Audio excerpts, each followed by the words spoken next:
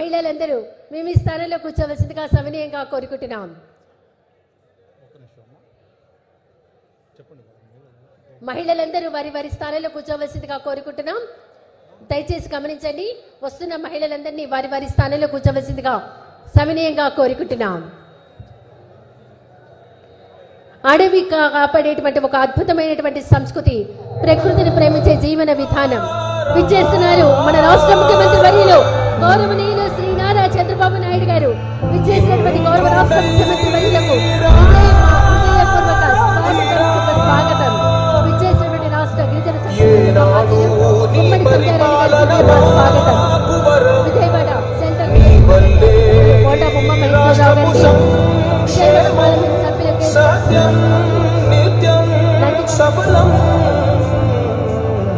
జనగణ మంగళ నాయకుడా, ఘనమగు చరితల నాయకుడా, పలుతరములు మము పరిపాలించర స్వామికుడా, నవయుగ మేధో సైనికుడా, సమయము తెలియని సేవకుడా.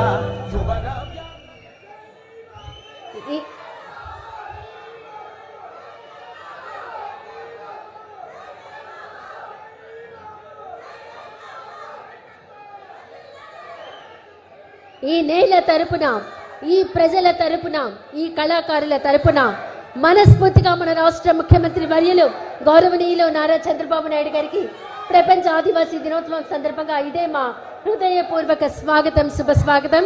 గౌరవ గిరిజన సంక్షేమ శాఖ మంత్రి గుమ్మడి సంధ్యారాణి గారికి ఇదే మా హృదయపూర్వక స్వాగతం, శుభ స్వాగతం. ఇచ్చేసినటువంటి వేదిక మీద ఉన్న పెద్దలందరికీ ఇదే మా హృదయపూర్వక స్వాగతం, శుభ స్వాగతం.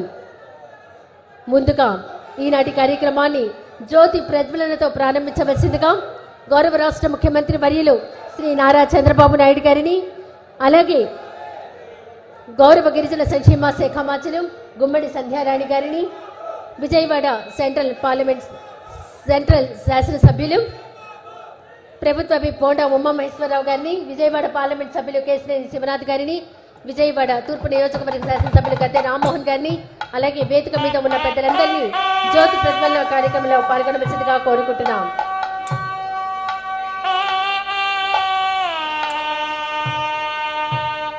గిరిజన కళలు నేల నుంచి పుట్టినటువంటి లయ. గిరిజన కళలో ఒక ప్రత్యేకమైనటువంటి సహజత్వం ఉంటుంది.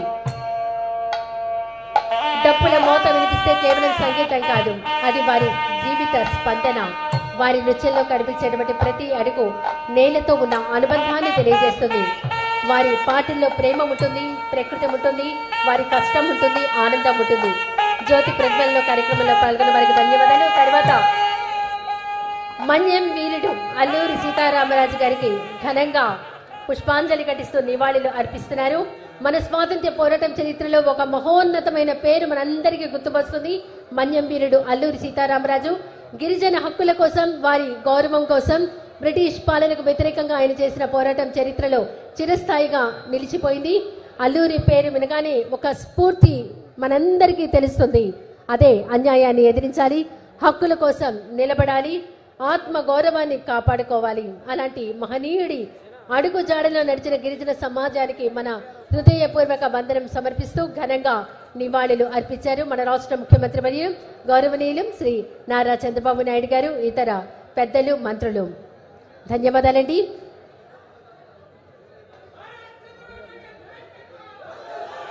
దయచేసి అందరూ లేచి నిలబడవలసిందిగా కోరుకుంటున్నాం. ఇప్పుడు మన రాష్ట్ర ప్రార్థనా గీతం మా తెలుగు తల్లికి మల్లెపూ దండ ప్లే చేయవలసిందిగా కోరుతున్నాం.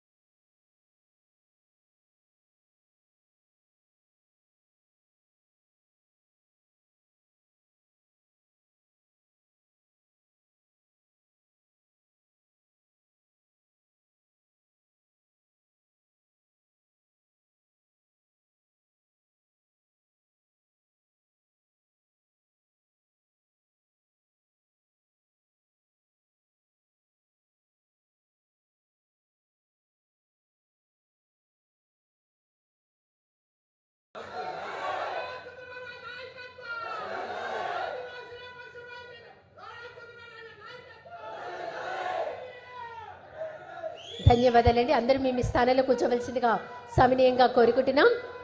ఈనాటి ప్రపంచ